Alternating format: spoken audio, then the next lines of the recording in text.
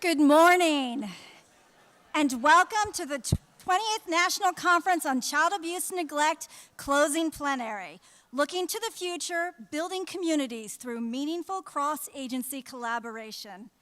My friends, here in person and participating virtually through our live stream, we have reached the end of the 20th National Conference, and what an event it has been.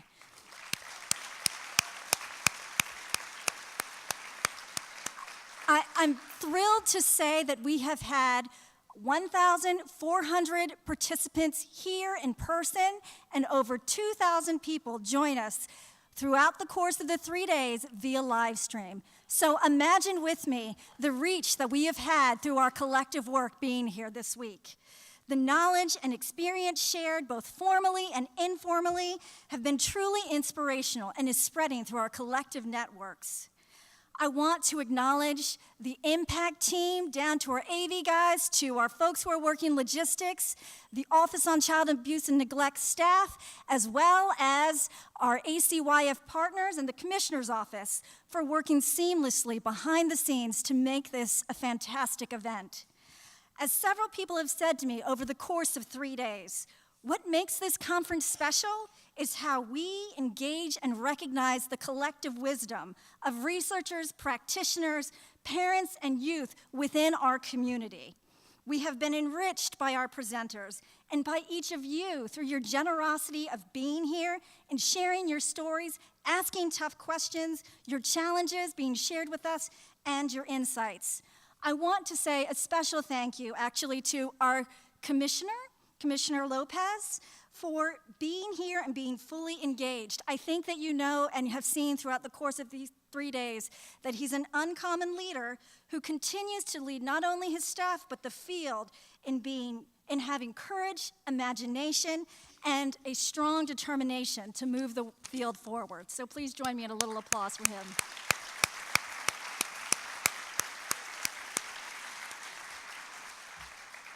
I think I neglected to say that I'm Elaine Stett and I'm the director of the Office on Child Abuse and Neglect. But I just want to say I really appreciate everyone being here too. So as always, the National Conference has offered a range of sessions that illustrate the diversity of people and professions that support our nation's children and families. We all have been enriched again because we have covered a lot of ground this week, and a lot of strong themes have been woven throughout. And that is that the families must be partners in this transformation and that everyone has a role to play in ensuring the safety and well-being of those in our communities. That to realize this vision that we've been talking about all week for every family, we must fully engage with families and have meaningful, robust collaboration among partners at the local, state, and federal level. And finally, that to be effective, our child welfare system must be just, fully inclusive, and compassionate. I spoke at the opening session about the tapestry that we all weave together, and I truly believe that together we can create the future that we envision. As we prepare to go home to our families and to our communities, I want to remind everything that one of our opening plenary speakers said, Corey Best, who I think is still in the audience, to say and to remind ourselves every day to ask yourself, what's the one thing that I can do today to make things better? It reminds me that great things are done by a series of small things brought together. And so I just want to encourage each of you to continue to participate in the learning community that we have created here.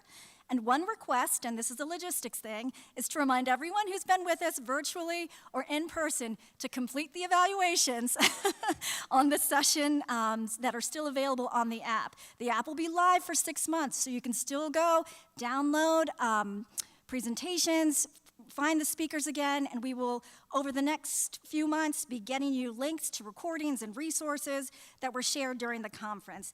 And I truly hope that you stay connected with the Children's Bureau, the Office on Child Abuse and Neglect, and the many other federal partners that have been with us. Because together, doing the task at hand for our families within our communities as a field and with unbeatable determination, we can transform the way we support families, to view families first, because if parents are successful, then our children will be successful. And so with that, I would now like to bring someone onto the stage who is a national leader advocating for justice on behalf of youth in foster care, and she has testified on their behalf before the U.S. Senate Finance Committee. Lexi Perez Gruber currently serves as a youth adult consultant with the Children's Bureau's Capacity Building Center for States and is currently a policy associate with the American Public Human Services Association. So ladies and gentlemen, please join me in welcoming Lexi.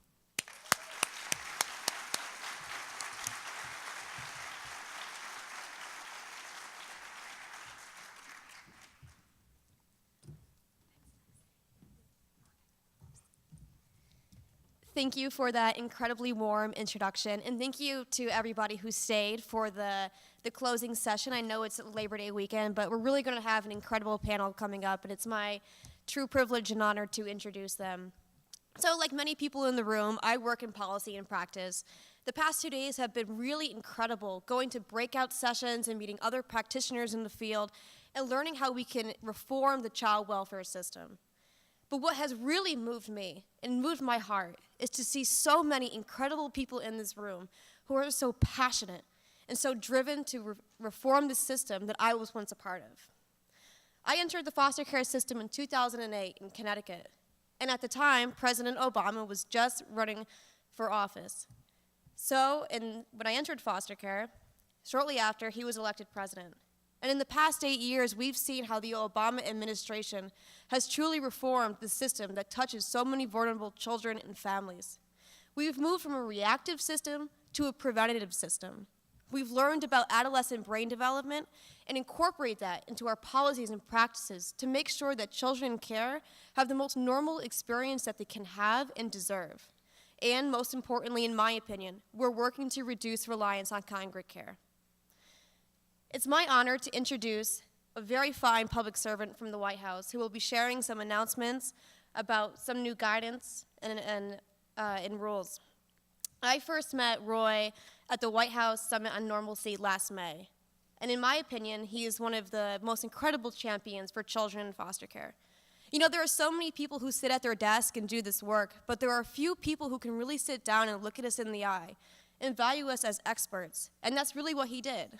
He sat down with former foster youth and myself for well over an hour and listened to our experiences and our opinions and our insights and truly valued them. That's the kind of champion that we need and deserve. So, ladies and gentlemen, please join me in welcoming Roy Austin.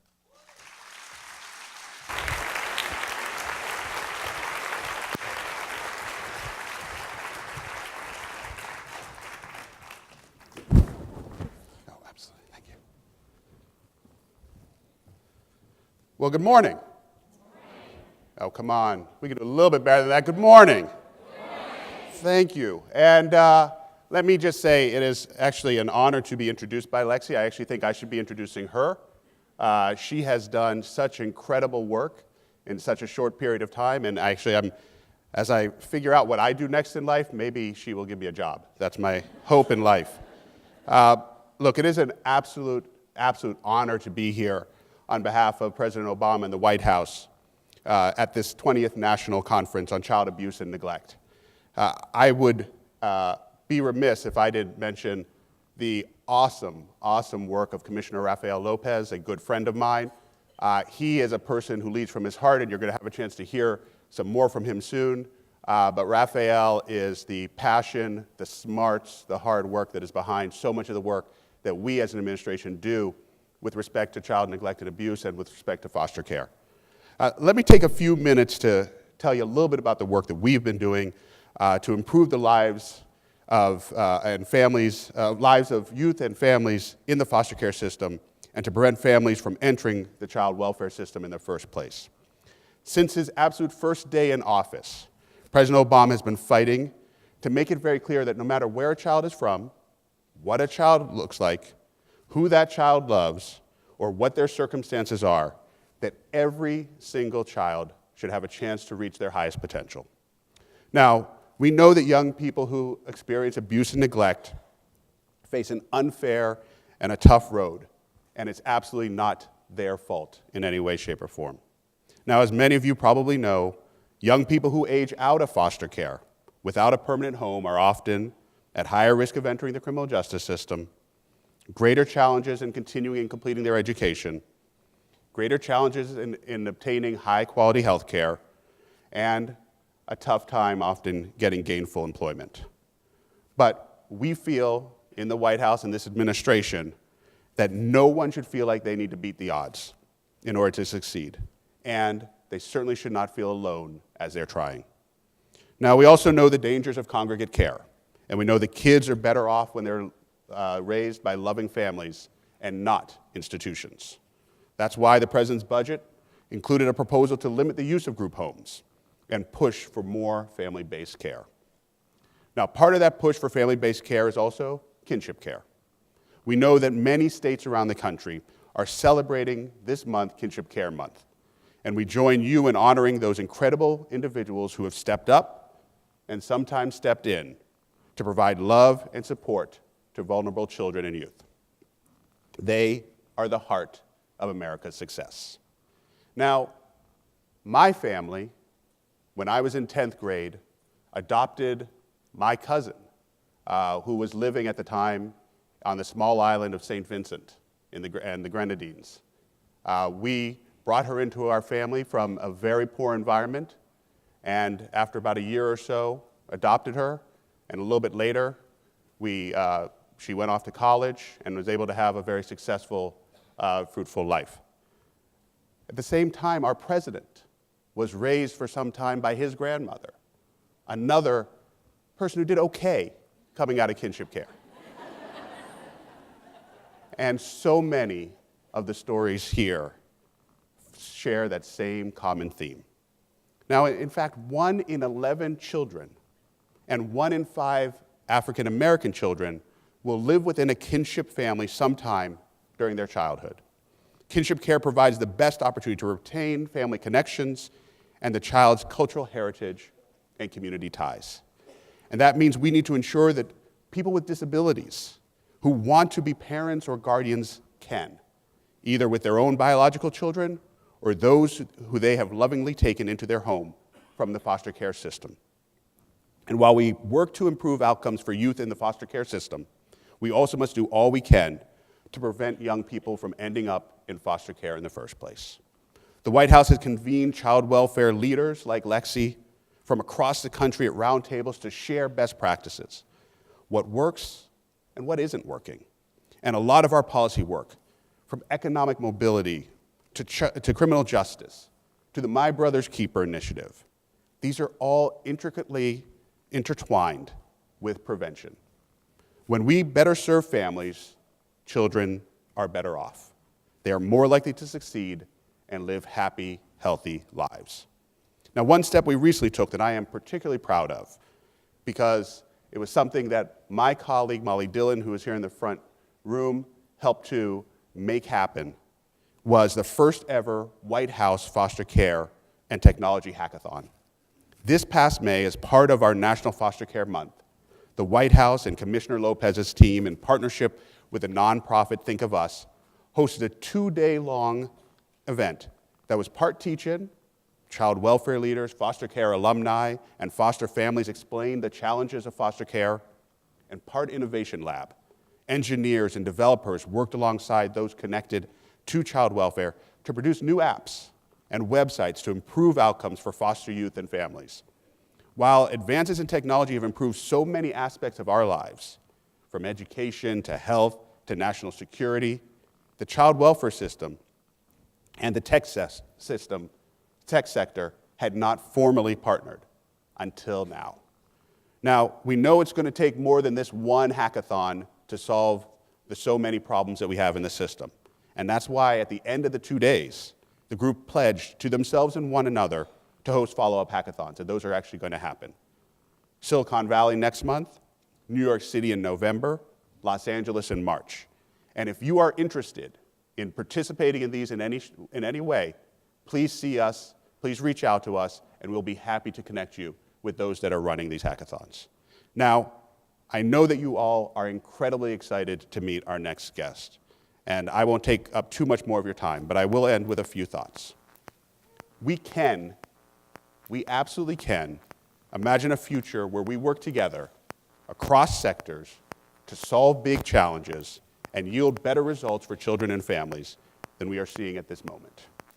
Our nation's children deserve that we act with urgency to transform our system. It's not going to be easy, but together I believe we can.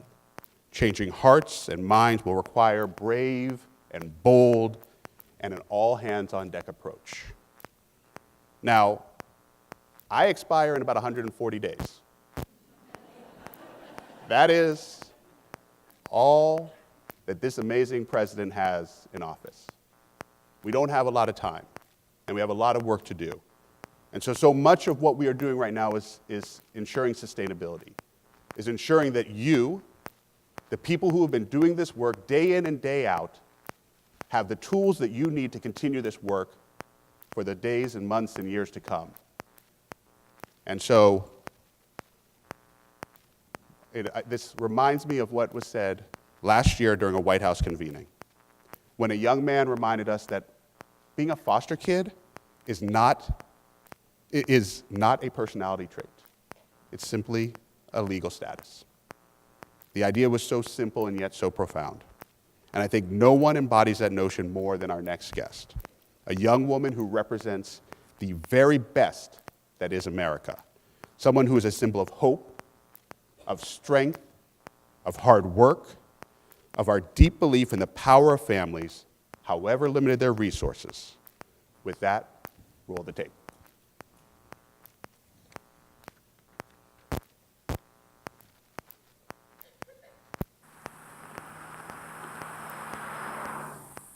Sand Hill doesn't have any stoplights, not even one. I mean, that's all I've known my entire life, so I'm a small country town girl, even at heart. I knew Tori was fast when we would get out in the yard and run and play around. Like, nobody could catch Tori. We always ride bikes or go shoot the BB guns. When I'm back in Sand Hill, I just feel free. Just free to do whatever I want to do. Got him. One and done. During the summertime, like the whole field be like full of blackberries. Yeah, so it's like if you want to go pick blackberries, you want to get chased by the cows as well. So it was like a little game. It was an adventure. Okay, DJ, you want biscuit and sausage? Yeah. You don't want no greens and bread. Yeah, I want some biscuits. I ain't fixing nobody's plate. It's my plate. I'm sorry, I'm home. I come back to Mississippi because my family is here. And I don't think that I would ever find the type of support that I have here. This is where I find my strength. Lord, thank you for this day. Thank you, Lord, for what brought about this day. Amen. My grandmother has been the role model in my life. My birth mom dropped my sister off at a foster home when we were 2. She ended up fighting for us, got custody of us, and we didn't have much, but something that she did give us was character. I encourage them to go to school. Don't think about boys at a young age and to do good, you know? And they took my advice. I always said that it takes a village to raise a child, you know? Hey, Miss Joyce.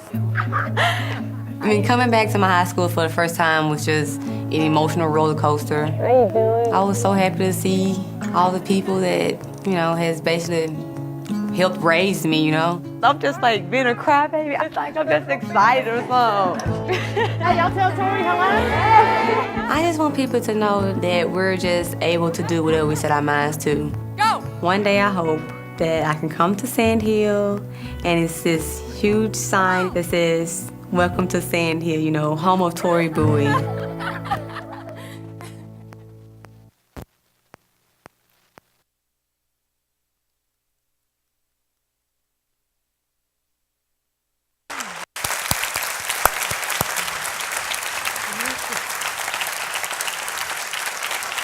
Ladies and gentlemen, Tori Bowie.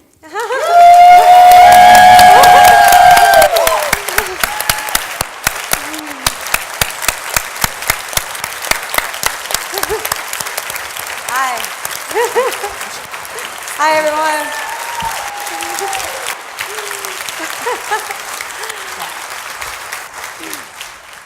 And ladies and gentlemen, the director of the Office of Regional Operations at the U.S. Department of Health and Human Services, Administration for Child and Families, Michela Duran.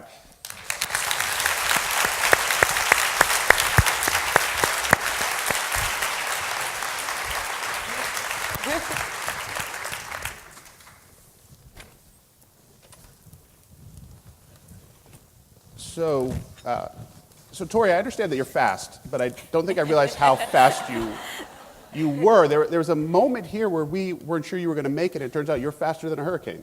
Is that right? Where did you just come in from? I just come in from Orlando. Very good, very good. So, well, thank you so much for being here. Thanks for having me. So, Michela, you know the child welfare system in ways that many do not. Could you please tell this group a little bit about your life experience? Sure. So I am also a country girl. I grew up in rural Arizona, the White Mountains, in one of the poorest counties in the country, Apache County, Arizona. And it's very rich in culture and tradition. And, but my family had some problems. My mother was diagnosed with a serious mental illness when she was 17 years old. And our family had a really hard time coping with that illness, and our family fell apart when I was 4 years old. And I was placed in foster care for the first time, and was in and out of foster care for the next 8 years of my life. I did not have the same placement. It was really difficult to find a placement that would take all of my whole family. I have two younger brothers who are 10 years younger than me. And so we were split apart and didn't often live in the same town. And in rural Arizona, living 50 miles away from your family, you hardly ever see them. So my experience in the foster care system, was one that, we didn't, the family was not supported. But I do think that there was a strong community that did support me. I also had a strong school community like Tori, and we had teachers and the basketball coach and the principal who would come together, and I had a really strong extended family, and that's what kept us together. And Michelle, you ended up doing pretty well. You went to a small school in Connecticut, is that correct? Yes, I ended up graduating from Yale University, and and while I was there, I worked with the Department of Children and Families to advocate for young people so that they could also get their education and get the support that they needed from the child welfare system. And then after you left, you continued this work and actually became a foster parent, is that correct? I did. My youngest brother, Nathan, came to us when he was 16 years old, and he was on the streets, gang involved in Phoenix, and I was in my 20s, and overnight became a foster parent to my brother. And he lived with us throughout high school here in DC, and he is now doing so well. I'm so proud of him. He is living in Oakland. He's doing environmental justice work in the Bay, working with young people to build a better future for our children and youth. So, Tori, your grandmother had some advice. Do good. Don't think about boys. Did you do everything your grandmother said? Eventually. So, can you tell a little bit about your story, about how you got to be where you are today, where you walk in a room and the entire crowd stands for you? How did you, what got you there? I guess being an Olympic gold medalist. That helps, I think. So when you were younger, did you ever see this? Did you ever see where you are now? No, I've never dreamed of this. I've never had any intentions of doing the Olympics, and so life has brought me on a different journey that I didn't expect. So, what do you remember about being raised by your grandmother, you and your sister? A lot of times I just simply remember her just being overprotective. Yeah, so so she was extremely overprotective of us, and she just simply always wanted what was best for us. Nothing was never about her. Everything every remark that she gave us was positive. So I've never heard like any negative comments my entire life. So she always made me feel like I could just, conquer the world if I wanted to. Did you feel any different from anybody else being raised by your grandmother, like your classmates in school or anything? Or? At times, I didn't understand. I did not understand why, like my first cousins had, their mother and both their father, and I had neither. But, my grandmother just said that, she just said that we're different, and it's a blessing in disguise. Mm-hmm. Michelle, people don't always understand what kinship care means, why it's important, why we should be supporting it. How do you explain it to people? Well, I think everyone knows what it's like to have a strong, supportive family in a home, and I think that's how we enter those conversations. Everyone knows what it's like to have caring adults in their lives, and everyone knows what it's like to have grandma and grandpa or an uncle and aunt or another family member who supports and encourages you, like Tori's grandmother did. So I think that's how we talk about it. It's hard for me to even say that I was a kinship caregiver, because that's not how I'm a sister, and I love my brother. And so I think just changing the language that folks can recognize. Everyone understands home and family and love. So, Tori, in that video, you mentioned the broader family, your school. What role did the broader family play in your success? So beyond just your grandmother and your sister. Well, first and foremost, let me tell everyone, this is my first time actually seeing the video. So I'm actually like a little emotional after watching it. But like the school and like my distant family, everyone was everything is just like, everyone's just been so supportive, it's been times when, my grandmother's been working 2 or 3 jobs, and she was raising 7 children. So of course she needed some assistance. And, the school did a great job with just helping her provide. And what drives you? Everyone in this room is successful, but we're not wearing 3 medals on our chest. What took you to that next level? I'm going to consistently say that it's just been the support team that I've had, because I think if it was left up to me, I probably would have given up 3 years ago, This journey has not been easy, and I feel like everyone in my life, if I was to go to them and I'm complaining about this and I'm complaining about that, everyone has just kept me on the right page, kept me on the right track. Mm-hmm.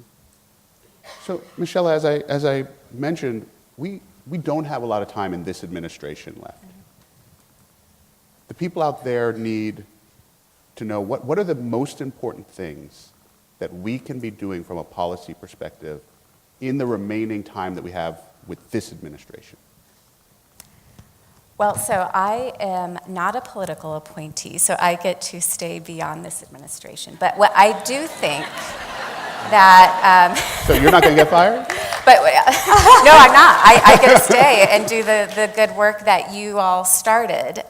So I'm going to comment from that perspective. I do know that my political colleagues are working fast and furiously on a number of regulations across our agency.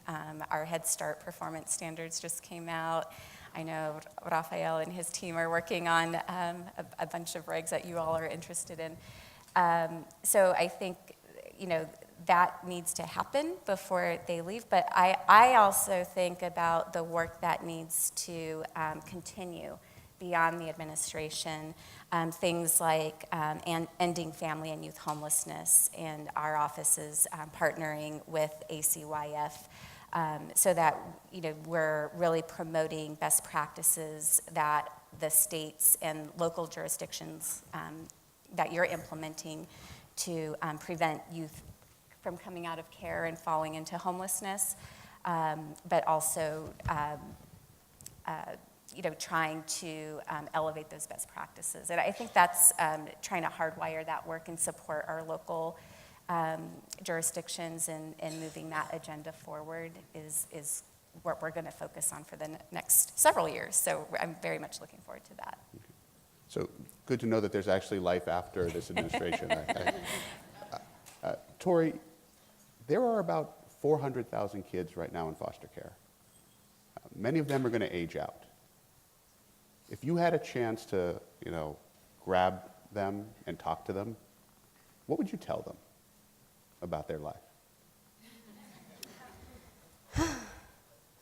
I may be the most difficult person to talk to, when it comes to giving advice, especially with a situation like that, because, I've always had to be strong, and I've always had this, no excuse zone, so to me, I would just simply tell them that we cannot let our past, affect our future, I'll probably also say that, we really have no control of the situations, that we're in, God created us all, and He put us in these situations. I would basically just tell them to embrace the journey. Mm-hmm. Excellent. Michelle, there are a lot of people out there who could be foster parents, Yes. who could be adoptive parents. I mean, it's hard. You're 20 years old, your brother comes to live with you, it changes your life. Well, what do you tell them? People who are kind of on that edge, teetering, try to make that decision. I think it needs to come from other families who've done it. I think the best messenger are families who have provided care to their family members and other foster parents. And I think it was so worth it. It was the hardest thing I've ever done in my life.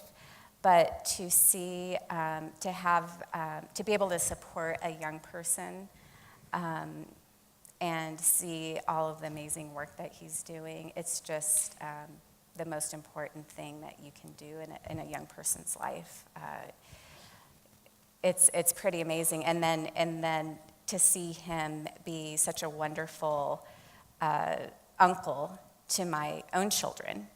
I have a 3-year-old and an 18-month-old, and it comes around full circle. And it's, I would just say to potential foster parents that this is the most important work that you can do to support young people in reaching their fullest potential in life. Tori, when you first saw your grandmother was she in Rio with you? No, sir, she didn't attend Rio. All right. When you first saw her after, what did you say to her?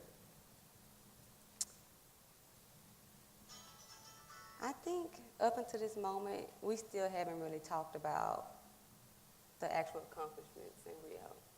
I mean, I think it hasn't been more than, I'm just so proud of you. I think her actions speak way louder than her voice, so. And you mentioned in that video a big sign at Sand Hill. Is that, there is a live stream here, and while I'm not supposed to lobby, I think I can say that some of us would like to see that happen. Do you know if that's in the way, or do we need to put our thumb on the scale to make that happen? I think it's actually in the process now.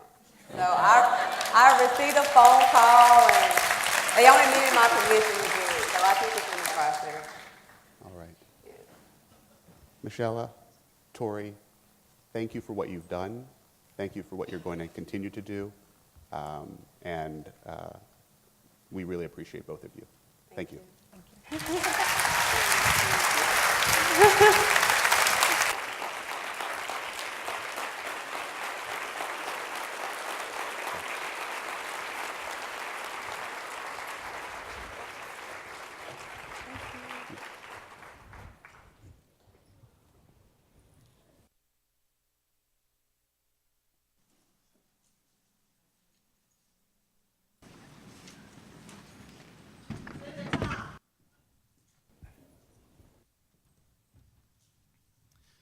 Wasn't that amazing, everybody?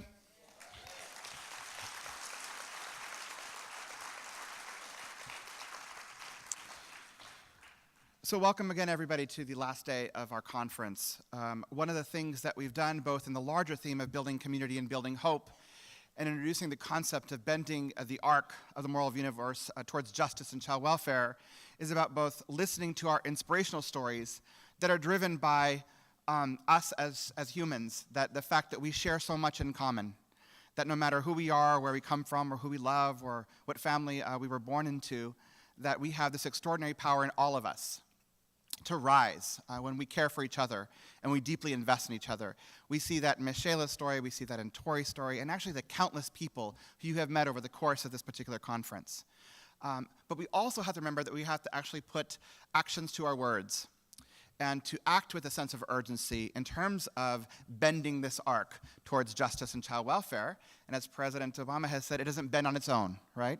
We have to do something. You have to do something. And one of the things what we're about to do now is to pull together a variety of the strands of this conference, from our work to talk about economic justice and economic challenges in our families across the country, to talk about the brain science and the development of evidence-based practices in all of our work, to think about domestic violence and the intersectionality with mental health issues and with substance use disorders. All of these kinds of challenges that exist through the conversations that we've heard throughout the course of our time together, they are challenging indeed, but they're not insurmountable.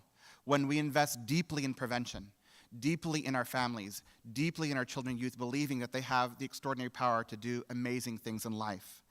And one of the things we're going to do is walk you through a very quick little 30-second film that we'll be sharing with you later on. Just to kind of lift up some of these prevention ideas that we encourage you to share across the country as well, before we bring up a variety of partners who are going to talk about their commitments to action in terms of philanthropy and nonprofit organizations, and then, of course, our federal partners as a way of modeling for you to encourage you to go out and build those partnerships and make your commitments to action. With that said, let us cue up our prevention video. Every 2 minutes, a child in the U.S. enters foster care. Most enter the system as a result of conditions that stem from poverty. Children often languish there, making them more susceptible to homelessness, incarceration, and unemployment. We spend $33 billion tax dollars per year on the foster care system. But what if instead we supported families to meet the needs of their children? By investing in mental health services, substance abuse treatment, and parent mentorship, we can break the cycle.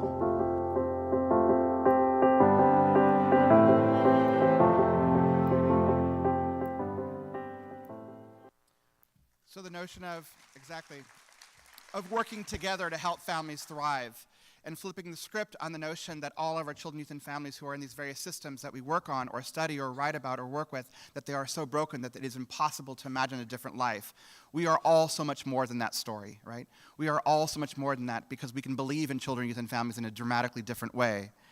And as we think about that particular video and we think about the many, many people who have to build this coalition across sectors, across disciplines, we have to test ourselves in new ways, question ourselves, and think critically about how we're going to re-examine what we do now and how we're going to move forward into the future.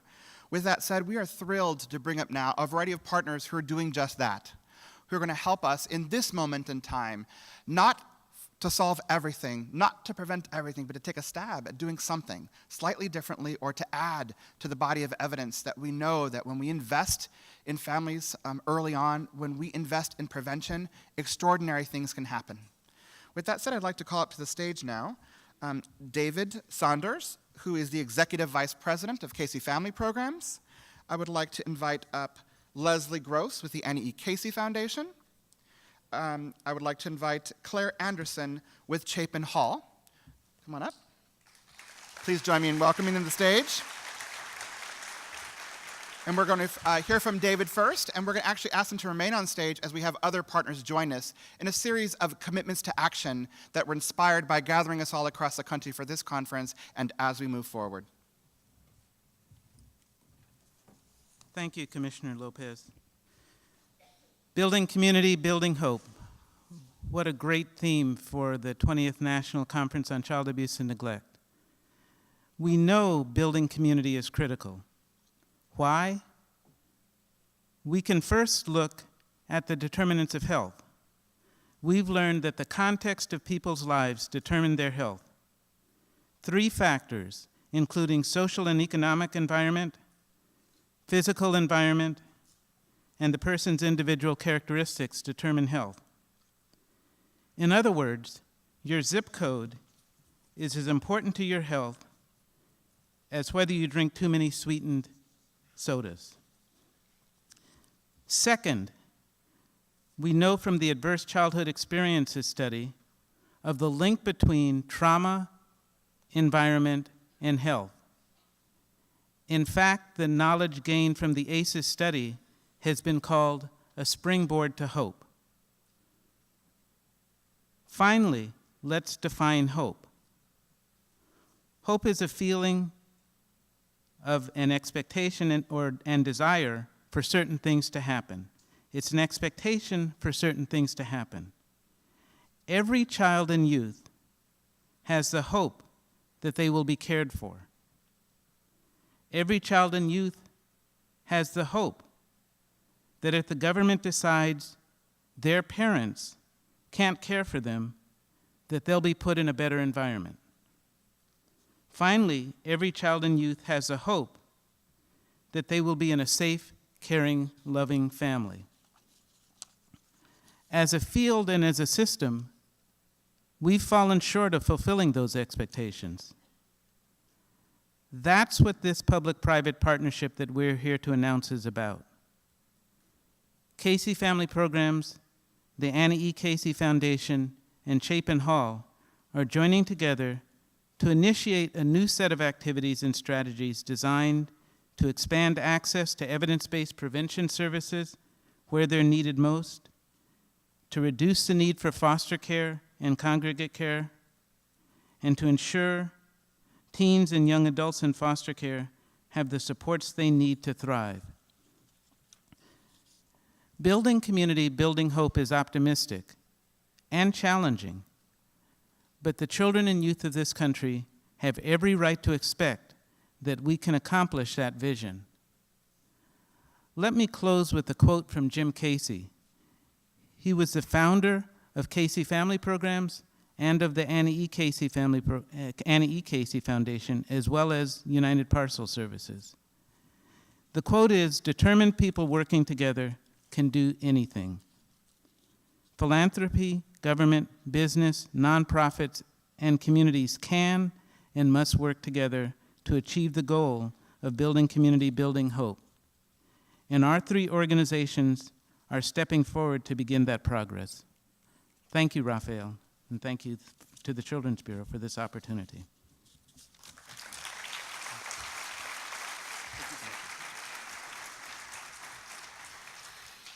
Joining us also today is actually William Bell, the president and CEO of the Casey Family Programs, and so we are thrilled for him to be here as well.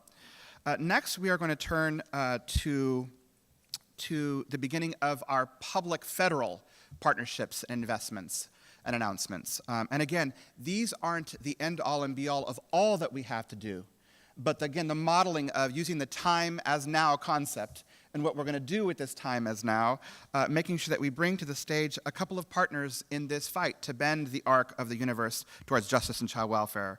First, we invite up Jocelyn Samuels, who is the director of the Health and Human Services Office for Civil Rights. In this role, she leads the office's work to ensure and enforce federal laws that help to ensure non-discrimination and equity in federally funded health and human services.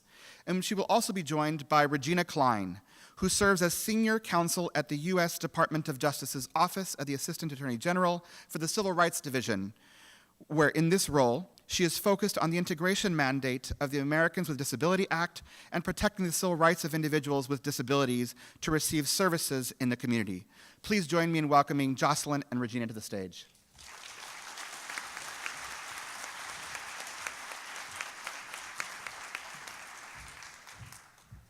Well, thanks, everyone. I'm Jocelyn Samuels with the Office for Civil Rights at HHS, and I am so delighted to be here with all of you today. I don't need to tell anyone about the sobering statistics about the treatment of children of color in the foster care system.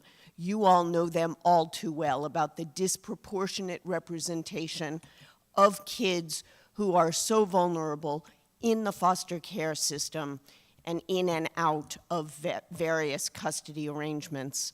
I also don't need to tell any of you how important it is to ensure that all children can reach their potential and to eliminate artificial barriers from their being able to do so. And I know that all of you in this room have devoted your lives to making that a reality and to bending the arc to ensure that all of our children get the care and the love and the opportunities that they deserve.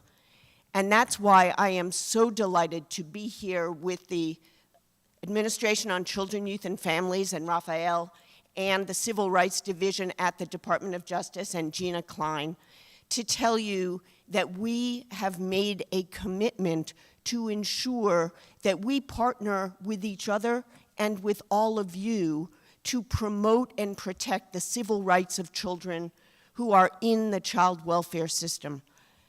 You probably know that there are civil rights laws in place that ban discrimination based on race and national origin and disability among any entity that receives federal money. There are also requirements that attach to public accommodations and state and local agencies to avoid discrimination based on disability. Those obligations are integrally related to ensuring that our children get the potential they deserve, because when discrimination infects the child welfare system, too many children are kept in foster care for too long a time. Too many parents are denied the opportunity to adopt or to foster children based on stereotypes about their parenting strategies. Too many people who have love and capacity to give are separated from the children whom they adore for impermissible reasons. That's why a year ago, our three agencies issued a guidance document to make clear to child welfare agencies and to stakeholders around the country how they can ensure that they are not discriminating based on disability. And that's why I'm thrilled to announce that our three agencies will be releasing in the near future a guidance document that explains how it is that agencies can avoid discriminating based on race and national origin, what the obligations of our laws are, what some of the best practices are, and how enforcement of those laws and accountability under them can improve opportunities for children across the board. So I'm going to turn it over to Gina, but I just wanted to say thank you to all of you. I hope that this is just the first installment of a continuing dialogue that we will have, where we all work together to promote the goals we all share and ensure that all of our children have the opportunities they deserve. Thank you very much.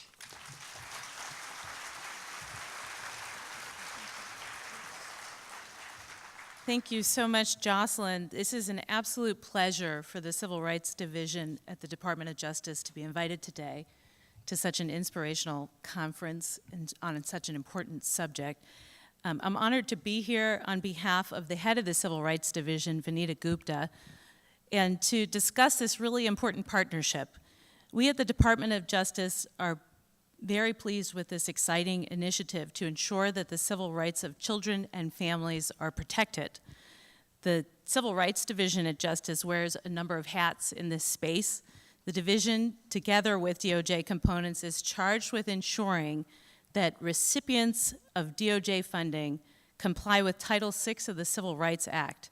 And that portion of the Civil Rights Act prohibits discrimination on the basis of race, color, and national origin. We are also charged with ensuring that state and local entities comply with the Americans with Disabilities Act. And finally, we have the responsibility to coordinate with all other federal agencies on enforcement and prevention efforts as they relate to race, national origin discrimination, disability, and sex discrimination by the recipients of federal funds. We view this initiative as a testament to the long-standing collaboration between HHS and DOJ in the child welfare arena, and to addressing the discrimination that we discussed, basis of race, color, national origin, and disability in all aspects of the child welfare system. It is also an initiative and a partnership that complements, and our enforcement efforts complement our ongoing partnership with HHS and the Department of the Interior to promote the cooperation and collaboration in implementing the Indian Child Welfare Act to support Indian children and families. We all know that particular racial and ethnic groups are overrepresented in the child welfare system, and that is when compared to their numbers in the general population. Nationally, African American and Native American children are involved in the child welfare system at a rate that is almost twice their representation in the general population. We have a responsibility to work together. Federal agencies, child welfare agencies, state court judges, legal advocates, and system-involved families and youth, we all have a responsibility to work together to remedy injustices wherever they are found. And federal agencies have a role in and of themselves. We can work together to provide technical assistance to covered entities while providing families a tool, a very important tool for self-advocacy. We have heard from stakeholders, including families, social workers, agency officials, educators, courts, and others, regarding the need for additional guidance in this space being civil rights and child welfare. And as we develop the guidance in this series, they are reflective of concerns and lessons that we have learned through investigations that our agencies have conducted together and experiences that we have shared in the field. For example, many of you are familiar with the joint letter of findings issued by DOJ and HHS last year, outlining significant violations of the ADA and Section 504 of the Rehabilitation Act by the Massachusetts Department of Children and Families against a parent with a developmental disability. DOJ looks forward to continued joint efforts and to joining HHS and all of you as we continue a national conversation that takes an honest look at child welfare laws, policies, practices, and unconscious bias, and how those affect communities of color, both directly and indirectly. Together, we can ensure that all children and families receive equal access and equal treatment. Thanks very much.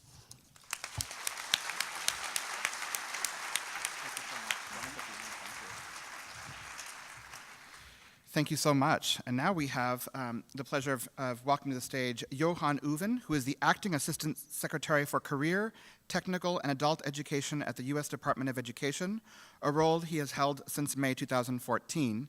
And in this role, Johan leads the team responsible for the department's adult education portfolio, including corrections and reentry education, secondary, post-secondary, adult career and technical education, and community colleges. Please join me in welcoming Johan to the stage.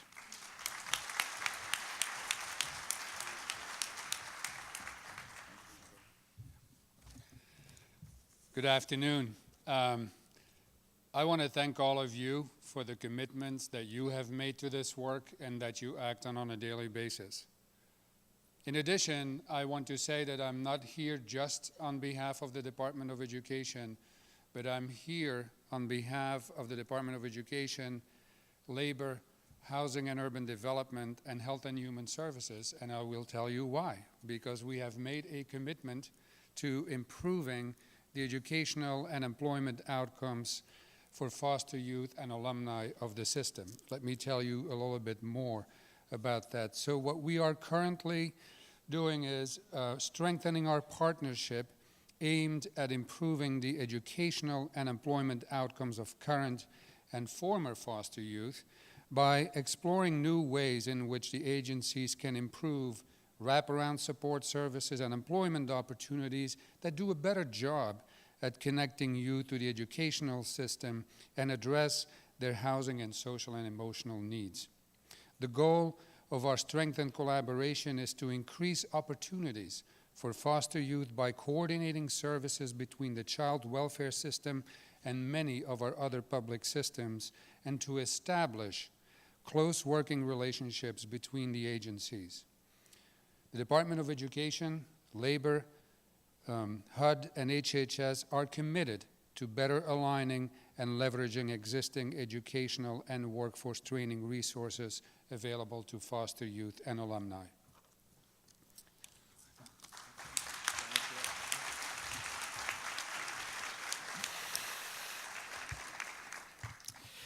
And we also have two more commitments that I'll lift up before we begin to wrap up our conference. The first is from the Housing and Urban Development Department as well, which specifically is focusing on housing for youth aging out of foster care. They are focused on announcing new opportunities to help prevent and end youth homelessness through the Family Unification Program. And that is part of a larger initiative that this president has launched, which will not finish in this administration, but as Michela talked about earlier, lay the groundwork for, which is that while we have been successful at beginning to turn the tide of ending youth homelessness and family homelessness, we are pivoting this last year of the administration to set that goal to end youth and family homelessness by 2020 and to integrate and organize the systems to have a much more comprehensive response, not just from the government, but across multiple institutions and sectors. And we're thrilled to be partners in that work with the Housing and Urban Development Department. And next, we'd be remiss if we didn't talk about the Administration on Children, Youth, and Families' commitments to this work, right? Not everything we do, but some new announcements that have not quite hit the street in terms of our funding. We wanted to lift those up as well.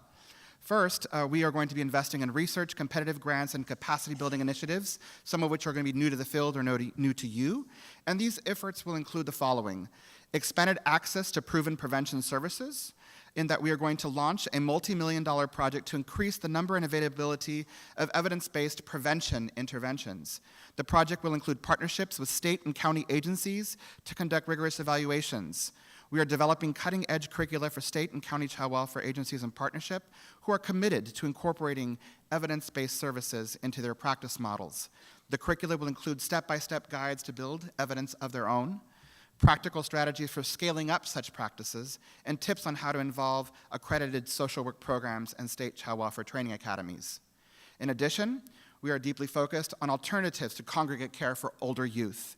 And we will invest $15 million over the next 5 years in discretionary grants to test and build practices in developing placement alternatives to congregate care for older youth. Projects will focus on best practices in recruitment and retention of resource homes for youth who experience behavioral challenges. Third, we want to lift up our work in specialized behavioral health training for foster parents. We are investing $9.2 million over the next 5 years to create, pilot, and disseminate a state-of-the-art foster adoptive parent training program. This will focus on parents interested in serving older youth who may have behavioral health challenges, require intensive and coordinated services, or may be at risk for more restrictive placements. And finally, we want to lift up our National Quality Improvement Center on Domestic Violence and Child Welfare. This hasn't quite hit the streets yet, and it will do so soon in terms of a decision on funding. And why this matters is that we want to lift up the deep intersectionality of co-occurrence in child welfare. Again, time and time again over the course of the last couple of days, even as referenced by our colleagues who just spoke, we know that those in the child welfare system experience multiple challenges, oftentimes in mental health issues, substance use disorders, domestic violence, all of the kinds of things in which we can invest to prevent. And this particular QUIC, or Quality Improvement Center, deeply focused in domestic violence and child welfare, is committing at least $12.5 million over the course of the next 5 years to operate a quality improvement center focused on domestic violence and child welfare, to select sites to test and rigorously evaluate interventions to better serve parents and children affected by domestic violence in 4 to 6 communities across the country. The idea being that we will learn, we will model, and then we will try to scale. And I know some of you are probably asking, well, they're leaving in 139 days. What does that really mean? Let me be clear. We have 139 days in office, and everything we just announced will be kicked off before we leave office.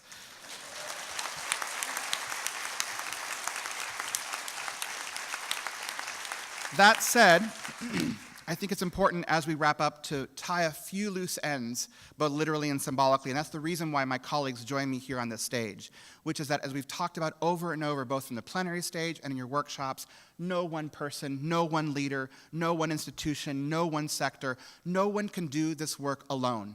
And standing with me as one of many kinds of partners are academia, our universities, our nonprofit organizations, our private philanthropy, are the federal government partners who have come together for this particular conference to say we can do more, we can do better, because that is what our children, youth, and families in America deserve. And as Cesar Chavez once said, the labor leader who helped lead the farm worker movement in America and fought for my own grandfather, who came to this country as a migrant farm worker from Mexico, and fought for my mother, who was also a farm worker, as well as a cook, a dishwasher, a cleaner, a servant, someone who served others and taught us by her own example that we all can do so much better when we work hard and work together. Cesar Chavez once said, "You are never strong enough that you don't need help." And there isn't a single person you've met in this entire conference, deeply grounded in all of you, all of them, all of the videos, everything we've tried to show you, that is immune from challenges in this country.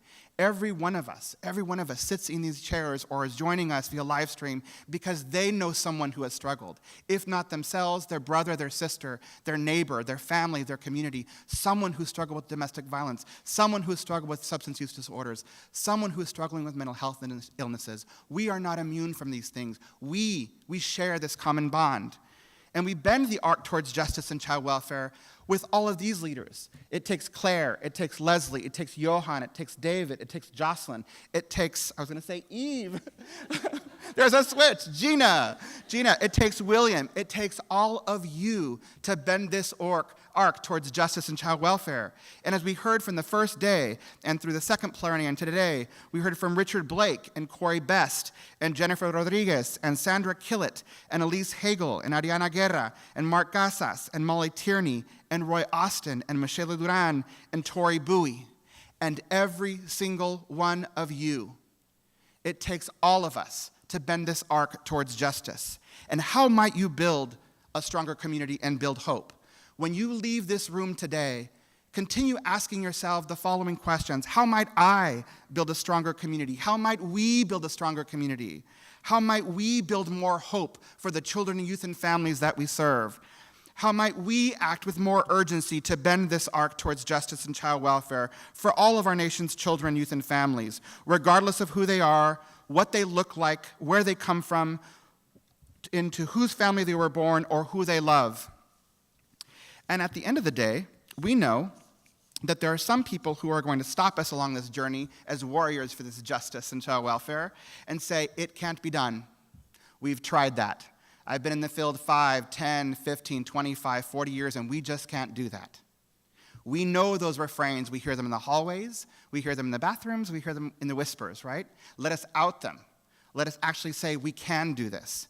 And to be inspired by the very words of our president, who said at a recent commencement a couple months ago, And when your journey seems too hard, and when you run into a chorus of cynics who tell you that you're being foolish to keep believing, or that you can't do something, or that you should just give up, or you should just settle, you might say to yourself a little phrase that I've found handy these last 8 years: yes, we can.